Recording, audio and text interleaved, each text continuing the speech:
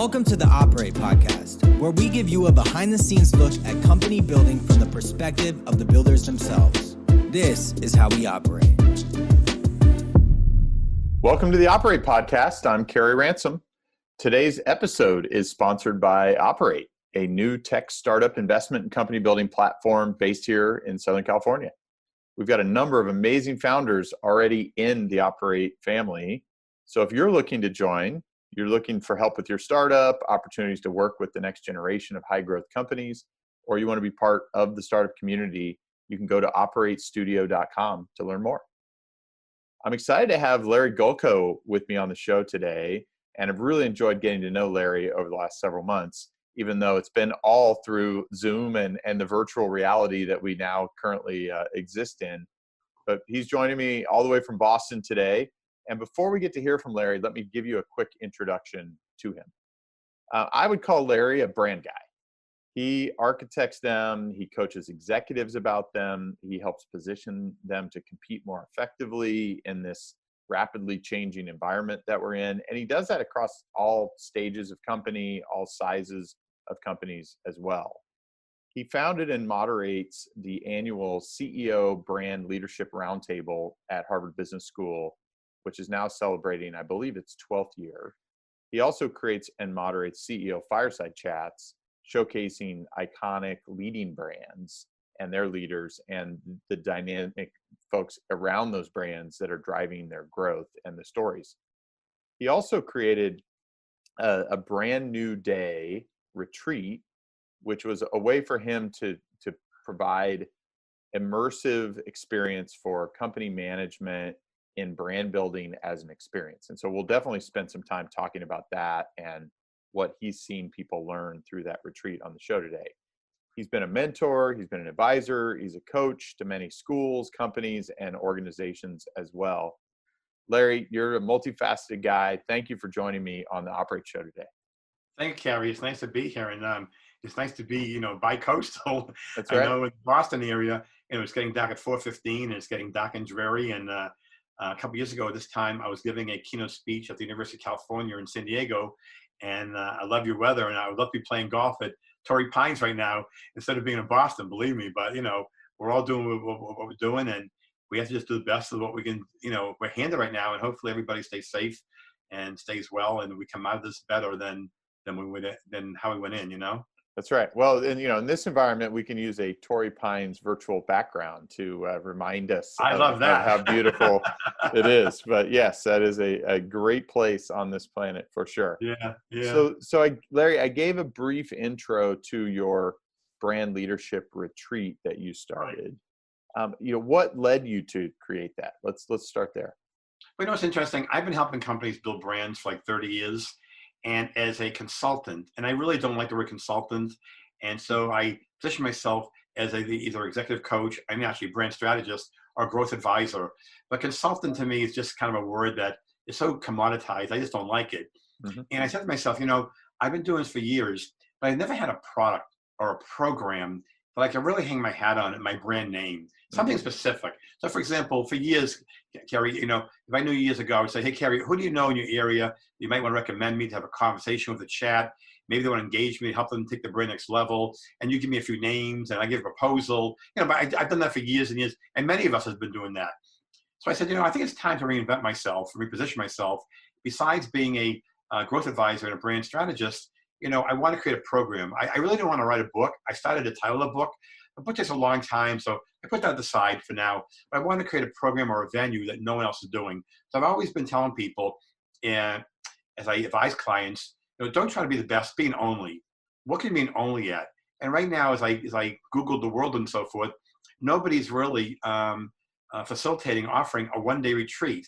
And so I launched it 3 years ago, and then I launched what I call the Brand New Day Roundtable last December, which is more of a quasi-open enrollment. Well, naturally, with COVID-19, all the engagements this year have turned into virtual or gone away, naturally, because the worst place you want to be right now is in hospitality or in the meeting business, okay? And so I got involved in the meeting business, but it's a really fascinating program. So the reason I did it, and a quick overview, Kerry, what I do is 20 people from a company meet with me. no more than 3 people for marketing. And the president and CEO usually engages me. And the company size could be a startup. It could be early stage, middle market, any size at all. The most important thing is that the senior management team, the CEO or president, is determined to take their brand to the next level. And what we do in this one-day journey is I start off with a keynote speech, not to hear myself speak, but help frame the minds of the people in the room so they can think how I think for the rest of the day. And the beauty of the program is by 2 p.m, the ideas and initiatives we're honing in on, we're tweaking, are not in the radar screen at 9 a.m. It's a journey, and we get there. And for every client, getting there means something different, but we get there. And usually we have 5 initiatives that we're going to embark on. And sometimes the client does it themselves. Sometimes they might engage me. So that's why I created it. And I love it. It's just like, again, when you're a coach or you're a keynote speaker, or I'm creating this brand new day program, there's one word that's really embedded in all of this. It's always educating. We're always educating people. You know what I'm saying? Just like in your business, you're educating people, even though they help them drive more success. We're always educating. So this is a venue I really love. And again, a lot of CEOs I've talked to have never seen or heard about this. In fact, they've never had 20 people from all walks of life in their company get together for one day and talk about the brand and take a fresh look, a deep dive experience, very collaborative. And I don't want to call it an idea think tank. It's really an idea exchange with a lot of people that the senior team wants them to participate in. And I keep it 20 people because when I first did it, Carrie, I did it 30 people and 10 people never spoke. It was almost 10 people like watching a tennis match. So 20 people is intimate, and basically even virtually now, we try to create like a boardroom lifestyle feeling, intimate, so people feel comfortable. And it's working so far virtually, but naturally we all love to be in person. Sure. So can you walk me through an example of a brand and sort of what came out of, you said, by the end of the day, there's some really rich exchange. Can you walk us through, an example that's really been powerful in the outcomes? Sure. One of my programs was with Johnson & Johnson Orthopedic. And again, when we start at 9 o'clock, I had like 40 topics and questions, but I don't know where we're going either, but we get there. So with J&J, before I had the program, I went and visited several orthopedic surgeons in Boston at the major hospitals. I want to talk to them about orthopedics and surgery and so forth, because I need to be abreast of the client's industry, their product, and what's happening out there firsthand. And so when I went in there, I saw one doctor says to me, a lot of these kids, especially, they don't take care of their casts. When they come in, we give them a white cast. Usually it's autographed by all their friends. At the end, Carrie, it's like always frayed, it's green, it's like mildewy, and they don't take care of them. And we need people to take care of the cast for a better recovery. Also, I noticed I went into the room, and thankfully I never had a broken bone, but have you ever had a broken bone at all, cast at all yourself? I have not. Okay. You go in there, people are almost screaming in tears. The saw they use to cut off a cast sounds like or feels like you're cutting your arm off. It is, I'm telling you, it is scary. The material is flying all in the air. It is not a pretty sight. So I knew that information coming in. So we had the program, and by 12 o'clock, I said to them, what I'm hearing and so forth, I said, what the problem is right now is you need your patients to be really more emotionally connected to their cast, take better care. Because they also mentioned to me in the room, the doctors are really disenchanted with the consumer not really taking care of the cast properly, and therefore that affects the mending and the healing time. So I said, what you got to do is, I think you have to expand and create a new brand category, and I called it materials, like cast and move materials for a brand. And I remember the VP of manufacturing said to me, Larry, what are you talking about? How can a human being be emotionally connected to a cast?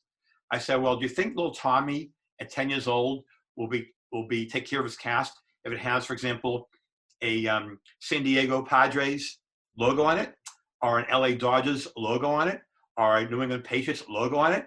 You bet your bibby they will. And then, wow, I never thought about that. So long story short, we made a decision for J&J Orthopedic to get involved, expand the brand, new category, into the cast removal systems. And they asked me to spearhead it.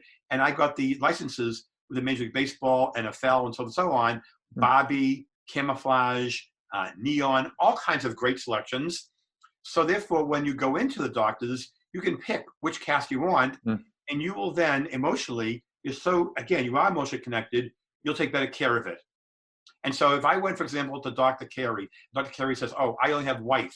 Oh, thank you, Dr. Carey. Mommy, let's go to Dr. Larry. He has the LA Dodgers. You're going to lose business. So all of a sudden, talking about the push-pull strategy. So the doctors started calling up at J&J, hey, I want those materials. Mm-hmm. So long and short, one of the outcomes is we created a whole new brand line extension that generated $12.4 million in 2 years of incremental revenue. But more importantly, they expanded the brand to a category they didn't have.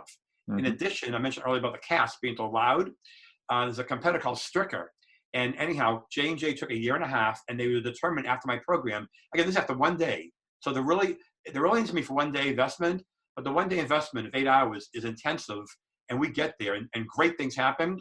1.5 years later, J&J introduced the lowest decibel saw removal cast saw in the industry. So those things came out, 2 out of the 5 came out of it. So that's an example, which I love that example, because it's a commoditized thing of just wrapping a cast with white, and the beauty of the company expanding their brand category to a whole new brand they never had of before, creating a buzz in the industry, and also the saw creating a new technology that beat out the competitor. So when somebody went in, and actually the consumer had no idea what saw they're using, but it wasn't scaring the hell out of them, like their arm was coming off. You know what I'm saying? Sure. So that's an example that I think of that was really pretty cool. And as I mentioned, at 9 a.m, I had no idea we were going, neither did they. And, quote unquote, we just got there. Yeah. Very cool. Great story. Thank you. So Larry, at what point did you determine that your superpower was brand building? Superpower. I thought about that.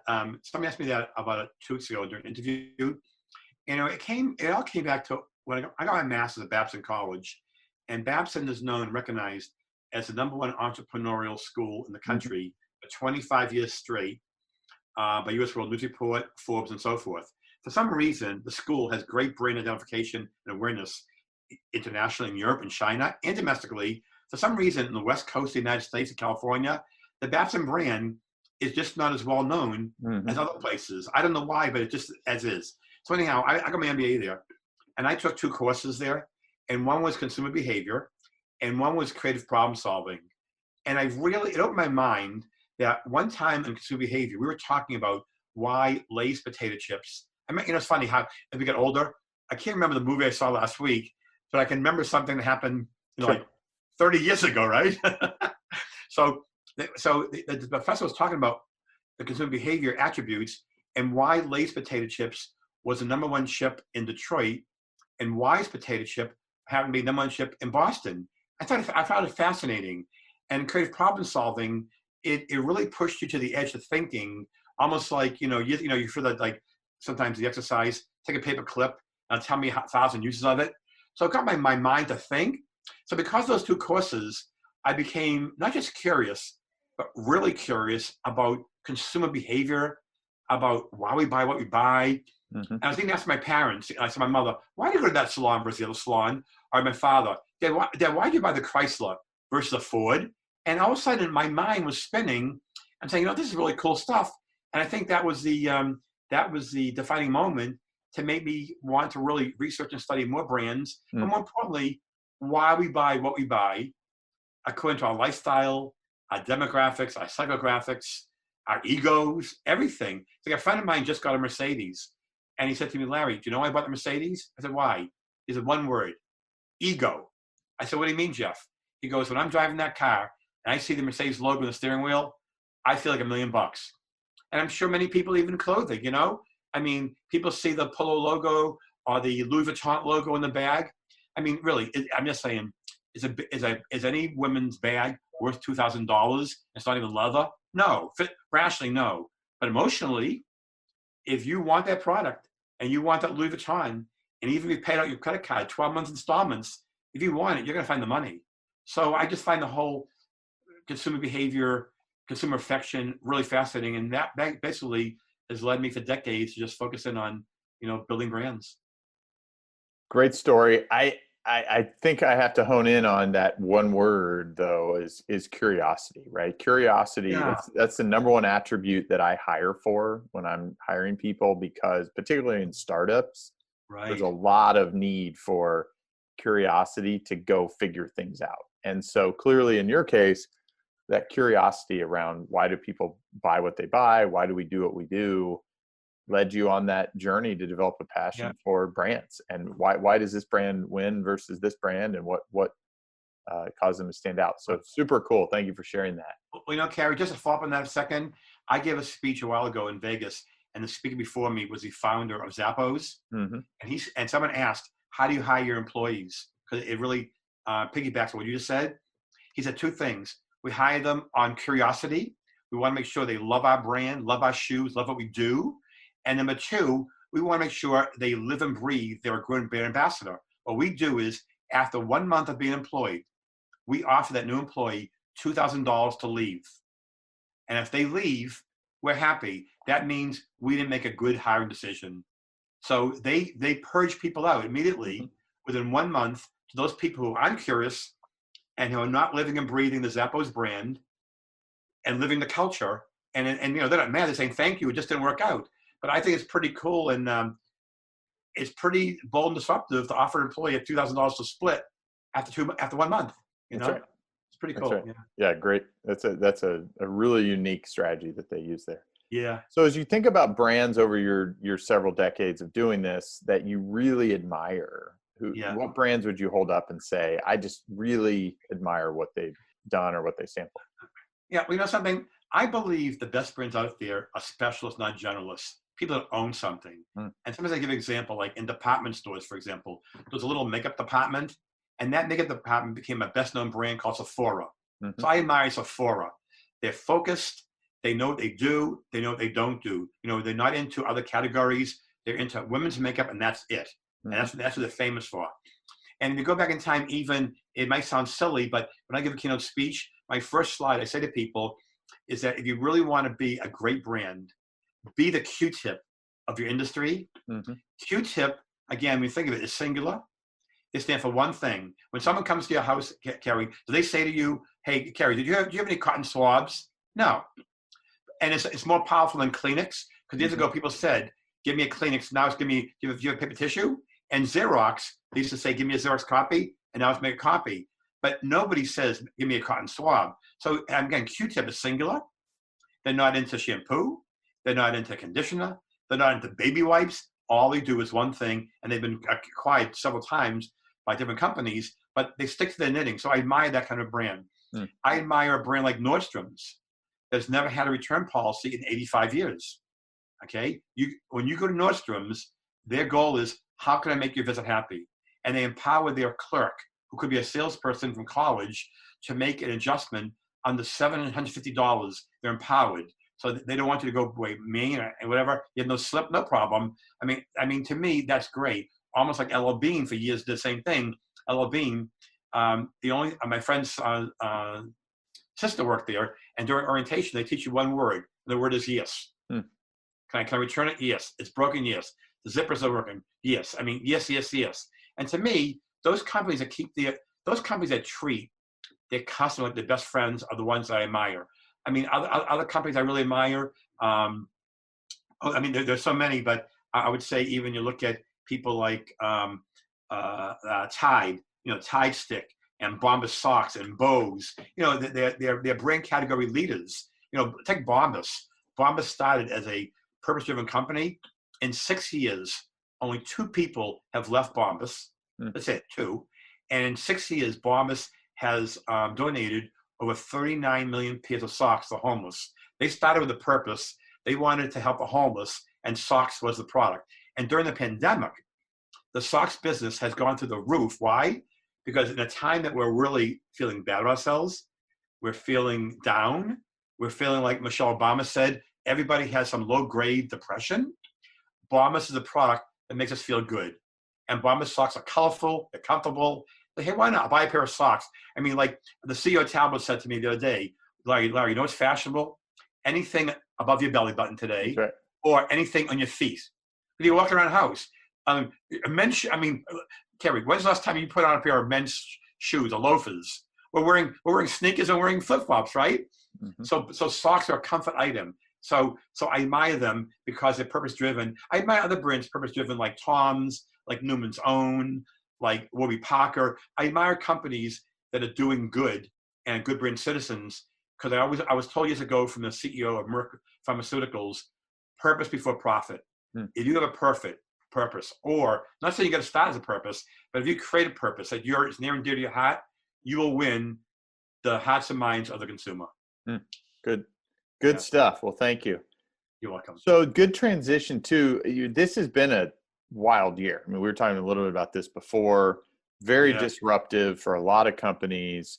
We've had many that have been forced to change quickly. Things like all of a sudden moving their people from offices to work from home, or they've had to change their go-to-market strategy, or in some cases, they've had to invest in things many years ahead of probably what they were planning. I mean, digital transformation, as an example, has been accelerated greatly in a lot of organizations. So from your perspective, as you think about the companies and the brands that you talk to, how do you feel like people are adjusting in this environment? Very difficult. Even today, 8 months later, anybody who wanted to try to sell something from March until maybe June or July, a brand was considered insensitive, saying, do you understand what's going on here? I mean, we didn't know what was going on in March and April. We all thought it was going to be over maybe by June, July. Me being in Boston, I just want to make sure I can get to the beach and play golf in the summertime. Here's 8 months later. I'm finding that unless you're an attorney, or you're a accounting firm, or you're a contractor, people are being hammered and people are worried. And I was talking to a lawyer yesterday. Her divorce business is going through the roof.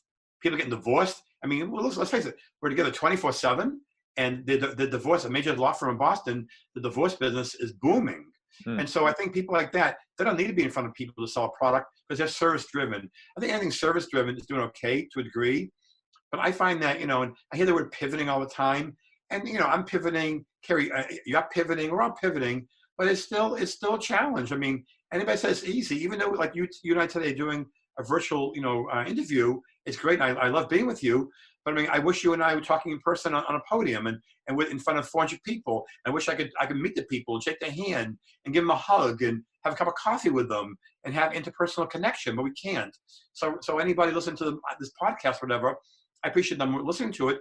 And I know they're going to get a lot of good information out of our conversation, but I wish we could talk to them as well, but we can't. So I'm just saying that this COVID-19 has people have pivoted. They're trying all kinds of things.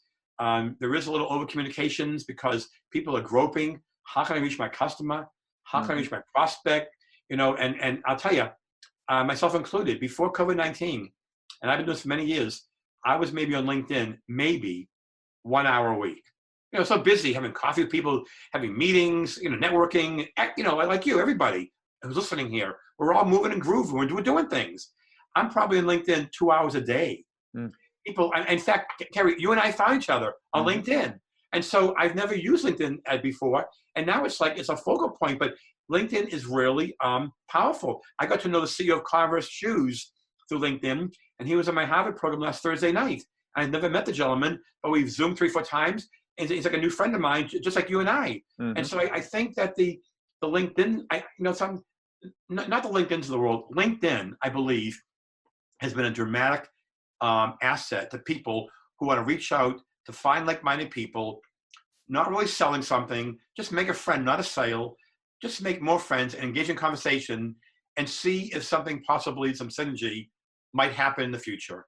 And I think that's the best we can do right now. And hopefully with this, they keep talking about the vaccine, but sometimes I even wonder, I kind of wonder, I speculate, how will it be when we re-enter the world of what, and I don't call it normal, Carrie, I call it like, it's just how it always was. But how are we going to adjust to re-entering into a world of going on a train again, a plane again, a bus again, meeting you for coffee, shaking your hand? I mean, how are we going to adapt to that? That really is a big unknown.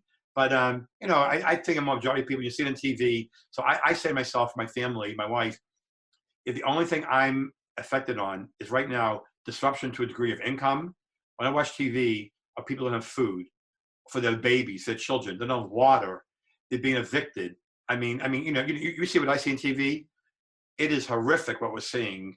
And if the only thing you and I and some of the folks here are listening in on are having maybe a bleep or a blurb in our income, we're really blessed. We're very Absolutely. lucky compared to what we're seeing because you and I can control getting new clients and building our business or whatever.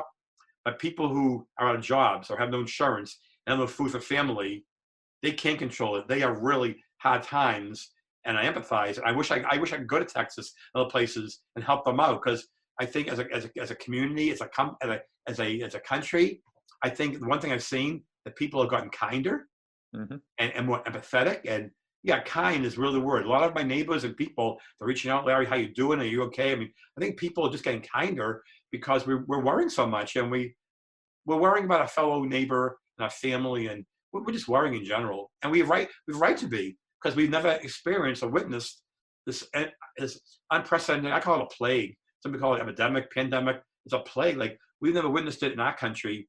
We've seen it overseas, but it's never been in our own backyard. So that's what's really scary. But I think that's, I think that is potentially, I'm an optimist.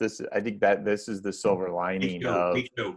of this. This is how we become more centered, grounded, intentional in how we live and how we relate to our fellow.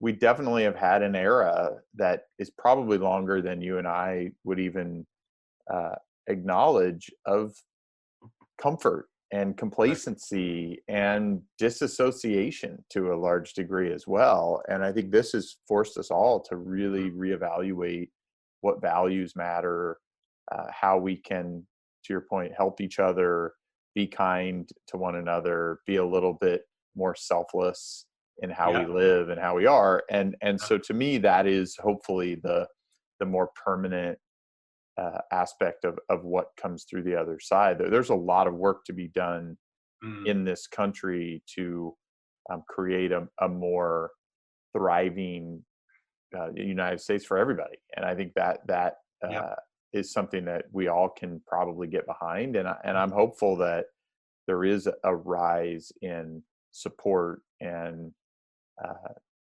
almost a patriotism across the whole country that says this is still the greatest place in the world, but we have to caretake it. We have to take care of each other to keep it that way.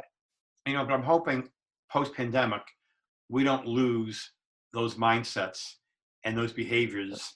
And all of a sudden, 3 or 4 weeks later, when everyone's back to normal, it goes by the wayside. And all of a sudden, we go back to some ways how it was, which sometimes has not been very pretty. That's right. I agree. Totally agree. I'm with you all the way. Yeah. So Larry, you work with a lot of early stage companies. Obviously, you work with more mature brands, several of the ones that you've mentioned. As you think about entrepreneurs and this topic of brand, how do you explain the idea of a brand to an entrepreneur? Yeah. Well, I say to entrepreneurs, I mentioned, it's interesting. I want to clarify something that, I know in my LinkedIn and my bio, my profile, it says I have, my name brands podcast at CBS Boston, where we bring in iconic CEOs, CEO Delta Airlines, Wayfair, Jim Purdue, big brands. At Harvard, big brands. On my TV show, big brands. That's my media world. But in my Larry Gulko growth advisor brand strategist world, my sweet spot is mid-sized companies, startup companies.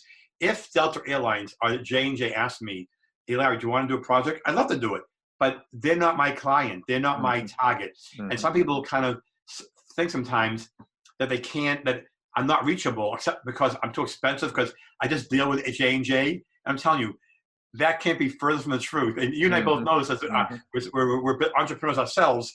But, and you have the word Harvard, and believe me, I love my relationship with Harvard for 14 years. But the downside is sometimes people think that, gee, if you're not like a Harvard person, Larry's not going to talk to you. Sure. I grew up in Boston. My father was a mechanic. My mother worked for an insurance company. My values have never changed. I am that same person. I really am, that I am today. And so therefore, people listening, I don't want them to think that at all, that I just deal with these big brands and I have no clue what the little person might be like. I am a little person. I live little people, okay? Mm. So I just want to clarify that because somebody yesterday called me and said to me, do you work with small companies? And I went, what do you mean? Because in my media world, it's usually high profile, CEOs, which is what you need to do because we love listening and lessons learned from the CEO of Delta Airlines, Sure. from the CEO and chairman of Bose. We want to learn from them, which is great. Mm-hmm. So anyhow, with entrepreneurs, I always tell them when I first meet with them, and you have to do a deep dive. You have to do a discovery, and then I know people say those words, but you have to do a deep dive. Say, what's our brand voice? Mm. What do we want to be famous for? And one of my keynotes, Carrie, it's titled "Write the Book You Want to Read: 7 Powerful Strategies to Drive Brand Performance and Business Growth." What's the book you want to read that 35 years later it's going to describe you? Mm-hmm. So I say to entrepreneurs who are startups, even Mass Challenge, who are just getting the first round of equity, I say to them, what are you really selling? And I'll give you an example. Again, with a big brand, okay? Harley Davidson. Harley Davidson makes motorcycles. They're not selling motorcycles. Harley is selling freedom. That's right. In the freedom business. And Boston Children's Hospital is not in the medical business or the research business or the wellness business. They're in the hope business. They're selling hope, right? And you can go on, Ritz-Carlton, they're selling magical moments. And Life is Good is selling vibes and optimism. They're not selling T-shirts. So I just give those examples because I take those examples that I've learned from my interviews and I say to an entrepreneur who might have 5 employees or 30 employees, what are you really selling? Let's spend 2 or 3 hours and let's really do a deep dive exploration because it's not you're selling a mug or you're selling a new kind of fertilizer. What are you really, really selling? I met with a guy the other day virtually, and he is in the golf tournament business for conferences. And his whole website, it's golf 18 holes, and you'll pick your pairings, blah, blah, blah. And I said to him, Harvey, what business are you in? He said, no, Larry, I'm in the golf business. I said, no, you're not in the golf business. I said, what you are in, and I blew him away. But this is how I think. And this is what kind of maybe from college is, creative problem solving. I said, Harvey, what business you're in? You're in, I would say, the first 4 hours of wow. That's what you're selling, the first 4 hours of wow. Because Carrie, every conference and everybody is listening, every meeting and conference you go to, what happens the first morning? There's usually there's a golf tournament. Mm-hmm. Then the opening session starts at 4:00 and it's 2 days, whatever. But the first impact, the first moment of touch is the experience of the golf tournament. So this guy, Harvey, he's not selling golf. He's selling an emotional connection. He's selling the first 4 hours of wow. Mm-hmm. And those people are playing golf. If they have a great golf experience, say, wow, this conference is going to be really pretty cool. Mm-hmm. And if it's a bad experience, they're going to say, oh my God, it was disruptive. It wasn't organized.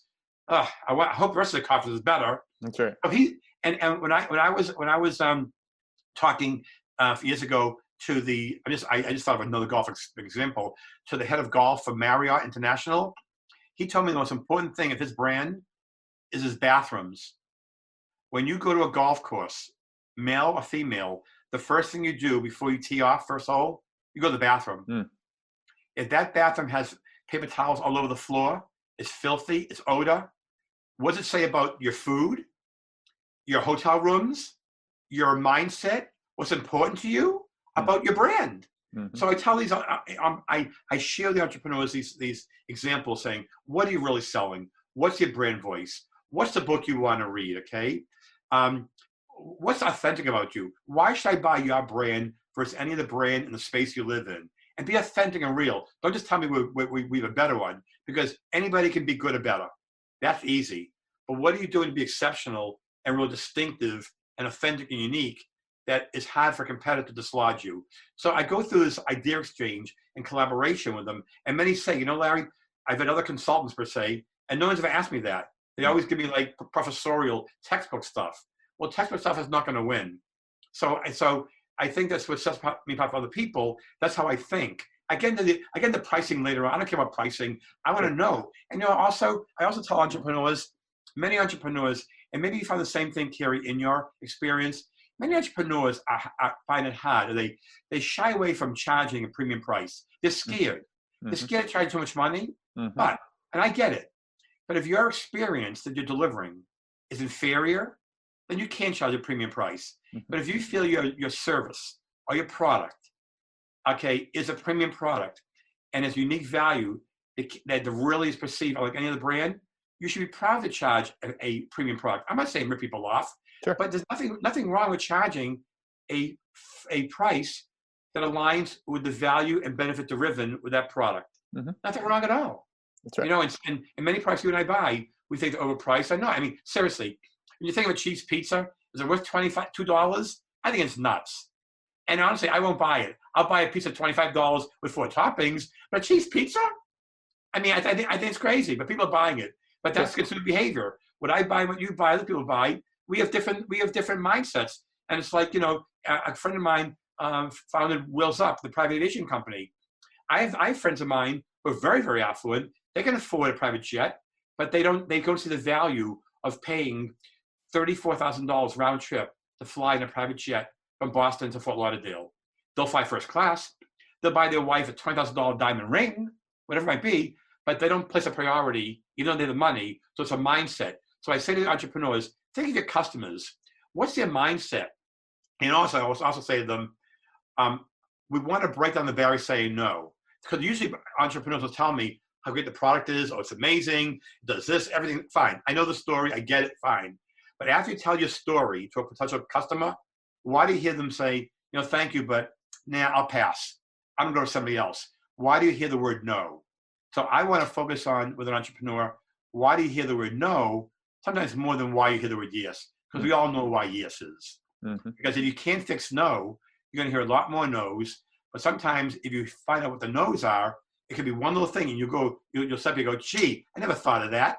And all of a sudden you'll fix that no and you'll see more brand loyalty and consumer affection for your product. Mm. So, very good. Well, there's so much gold. You know something, Carrie, you and I can talk for 2 hours because we're in the same world, but we don't have 2 hours, but you know, like we have so much to talk about and it's all good stuff, but you know.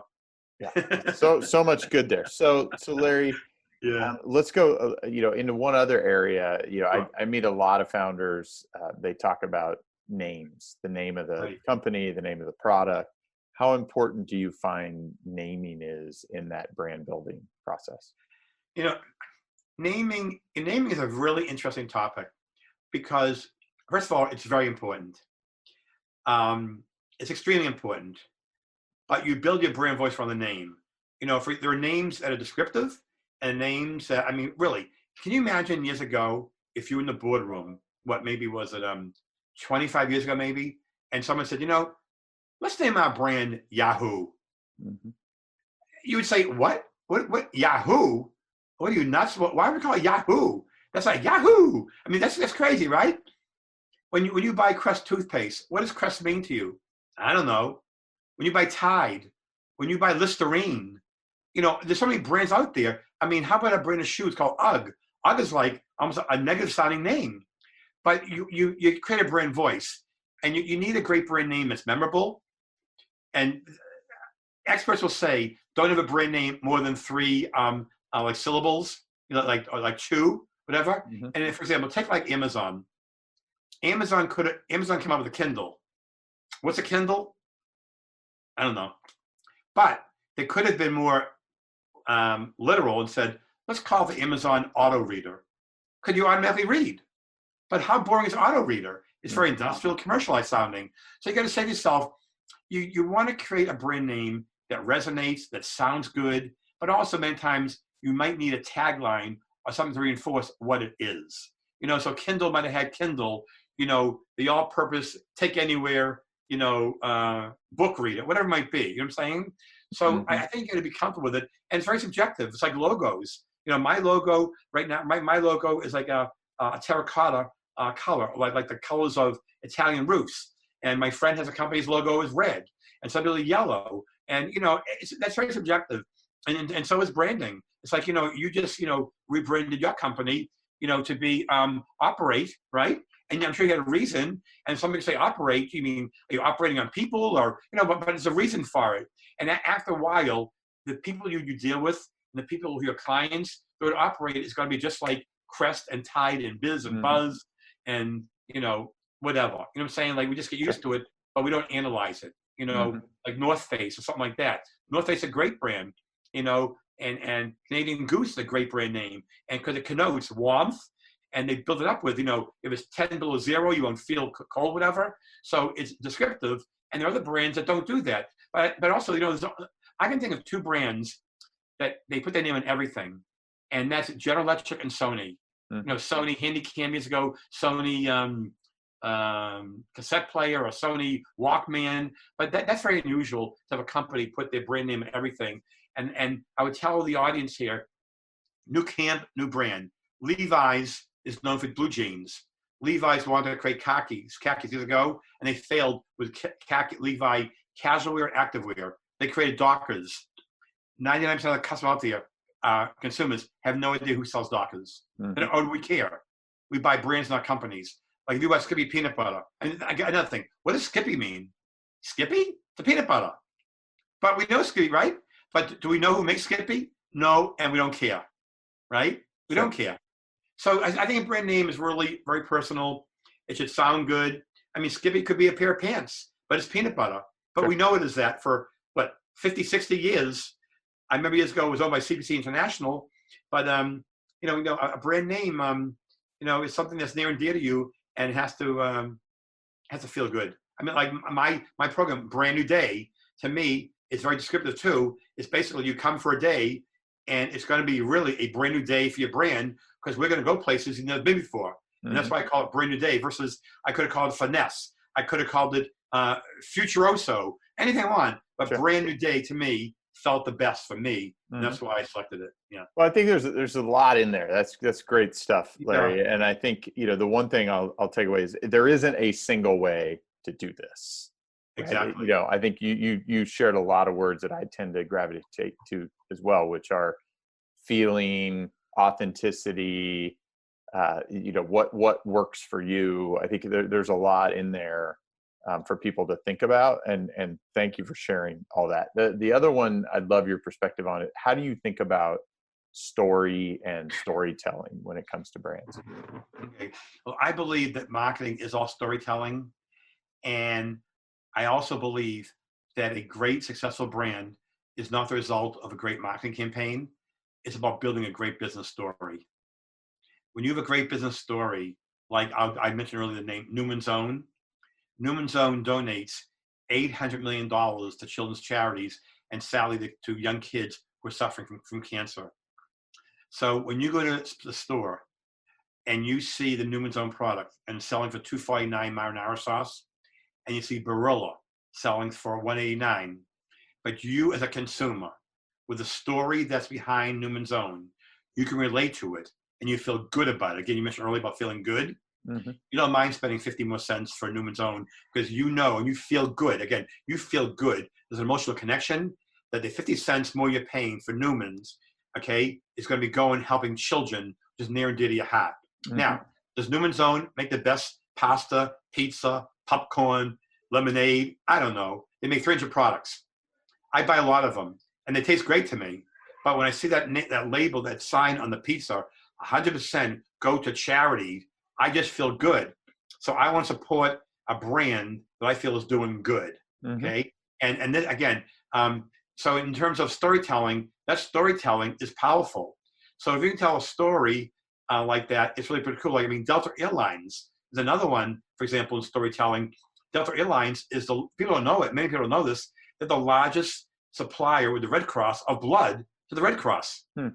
Delta Airlines, they have 90,000 employees. Every one of them sleeps with a homeless person, okay, during the year. They pay people to go in the neighborhood and sleep with the homeless person, bring food or blanket, and just learn about them and comfort them. So to me, when the story is out there and you feel good again about the story, we tend to gravitate to brands that align with our values, our mindset, and what moves us. So brands are not transactional. They are stories. And the most important thing a brand can do is create a meaningful conversation, a meaningful relationship with the consumer. And that goes a long way to brand loyalty. And I just want to share one other thing with you. A great test of brand loyalty. I'll give you a supermarket experience. Let's say, let's say Newman's only had a cereal. I don't think they do, or whatever, Kashi, whatever. And let's say all of a sudden there's 40 feet of cereal, right, Kerry? And all of a sudden my favorite cereal is out of stock. It's empty. It's totally empty. Well, A, as a consumer, do I go to another supermarket to buy it? B, do I wait for it to be refilled? Or C, I say, something, I like Kashi, whatever. I'll buy Special K instead. I'll buy Raisin Bran, whatever. Once that happens, and you love Raisin Bran or Special K, it's very hard for your loyal brand, Kashi, whatever it was, get you back because you've already tried something. And until that brand screws up on you, you'll become brand loyal to them. So that's a real good test of brand loyalty. But getting back to your original question, storytelling is key. And the more you can tell something, but don't make it up because people see right through it. You can't fabricate it. It has to be authentic, real, has to be relevant, and has to resonate. So very good. Yeah. So we're coming up against our time here, Larry. One really? Oh man, come on, Kerry. We can go another hour. Yeah, exactly. Well, one thing you talked about aligning to values, aligning to people. So we're doing some work here in this area, trying to align people here in more of I'd call it a community brand way. How do we showcase the importance of, and I think the need is now greater than ever in this current COVID environment, of the importance of the right kind of economy, the right kind of jobs, the right kinds of opportunities for everyone here to really just create that abundance. So as you think about brand, how do you think about the idea of trying to get more people excited and biased to get involved, to participate, to act around an initiative like that? When you say here, how are you defining the word here? Southern California. Okay. Yeah. I think what you got to do is, are you talking about like a certain county or the state? You could be, I would say start with Southern California. We have a lot of interesting dynamics and challenges here. It's a complex issue, but I'm just curious, as you think about using brand to drive a movement, using story to what your perspective is on that. Yeah. I think what you got to do is, it's interesting. I really believe that great brands deliver the unexpected. So people know what they expect, let's say in San Diego, Orange County, they know what they expect. But what can you do to create an experience or a movement or a mindset? I call it almost like internal branding. How can we move minds of people to get on board on something that's really pretty cool? It's new, it's unique, they've never seen it before. If it's just going to be taking certain initiatives and certain programs or certain causes and just reinvigorating them, it's not going to excite anybody. So people want to be uplifted. They want to be ignited. They want to be sparked to get involved in something new and exciting. So I would, and also I tell people all the time, it's not what you do, it's what you say. So for example, I did a quick example, and I'm coming back to your question. The Minnesota Banker Association, I gave them a speech, and one of the CEOs called me and said, Larry, everybody sells college loans. Like every country club has a golf course and a grow room. Every bank has CDs and savings accounts, the same thing. And every city has the same thing too. So you got to say to yourself, what are the 3 or 4 or 5 things that we do really great or do better, but we haven't really promoted it? Yes, we know the neighboring town has that, but they're not doing anything about it. They're not saying it. So the first brand to grab, I call a rung on the ladder, and really devote themselves to talking about or showcasing an initiative or a movement or a cause or a philanthropic endeavor or whatever, or even just welcoming back veterans or something, saying, for example, like Orange County, we are the veterans. I'm just making it up now. Sure. We are the Veterans Welcoming Back Society. Well, San Diego or San Fran can't say, and we do that too. Too late. Sure. Orange County has already stamped in the minds of people, that's our brand voice. So you look under the brand umbrella, and you say, what are the things we're proud of as a community? What are the things that have gone by the wayside? What are some new ideas that we can really, and also, I don't want people telling me they think out of the box. That's a yawner. I say, we think out of the box. Yawn, yawn, yawn. I want people like in Orange County or like in your area, what can we do to be inventive? Let's invent things that people haven't seen before. again, to deliver the unexpected, you got to create something they've never done before, seen before, because the only way we as consumers, our minds, get psyched to buy in, get involved, and donate time is something that's really pretty cool and fun. So I would just say that you got to be inventive. And, like I always tell people, don't try to be the best. I said earlier, be the only. What can the county or a certain region do that's an only? And when you do that, you get a lot of press, you get a lot of social media coverage, you'll be noticed in the news, again, because it's real. But, it's like you got to break through the marketing clutter. You got to break through the marketing noise today with something, again, I can't say it often, and you said a lot of words before, but you got to be authentic. This cannot be a PR stint. It can't be something fabricated. It can't be only a month long. It has to have sustainability, and the team or the organizers have to be committed to it. And when that happens, I mean, like wildfire. I mean, I shouldn't say that in California, wildfire. Yeah, that I should. But I know what you're getting to. But so Larry, that's so good. There's a lot in there to really work with. So I appreciate that. You. So we are up against time. I just want to say thank you so much for joining. My pleasure. So much perspective, so much wisdom. I mean, I know we can talk about brand building all day long, right? And this is a great conversation. I think that my audience is going to take a lot away. Thank you for sharing how you think about brands, how you operate, and how you build better brands. Really appreciate you joining me. Well, thank you. And I wish you the very best. Your audience, I wish them success in building their brands. But most importantly, let's all have a safe and a healthy and a wellness Thanksgiving holiday season. And I look forward to talking with you again, even in better times, and also someday even meeting a lot of your audience in person. And that'd be wonderful. Take care. You too. Be well, my friend. Thank you for listening to this week's episode of Operate Podcast. If you like this conversation, as a favor to me, you can rate us, review us, or subscribe, or tell your friends. You can also reach out to us on Twitter at Operate Podcast. Until next week, get out there and operate.